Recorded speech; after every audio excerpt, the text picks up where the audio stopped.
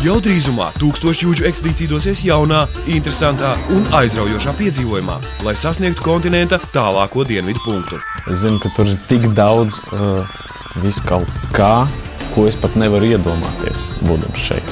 Dzīvība. Pirmkārt jau cilvēki daudz, ja, un viņi visur muģi un tam visam pa starpu tās miljonās govis un suņi un aitas un viss tas. Lai tur nokļūtu, ceļotājiem būs jāšķērso Indijas džungļi, jāpārvar sarežģīti kalnu ceļi un jāsastopas ar tik svešo Indijas kultūru. Bailes jau viņas principā, viņas ir pilnīgi liekas, vai ne? Ja ir kaut kam jānotiek, tas notiek, jā. Vai ceļotāji ir gatavi veikt vairāk kā 2000 km pa tik nezināmo un leģendām apvīto Indijas zemi, lai sasniegtu pasaules malu?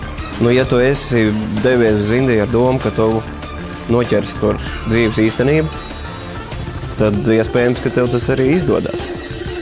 Karstums, netīrība un dzeramā ūdens trūkums. Tās ir tikai dažas no problēmām, kas šoreiz sagaida ceļotājus. Par pārējiem pārbaudījumiem viņi pagaidām vēl nenojauš. Egons Reiters, Jānis Skutelis, dziedātāji Dons un Gustavo. Piedzīvojuma ekspedīcijas 1000 jūdzes Indijā televīzijas pirmizrādē. Drīzumā LTV 7.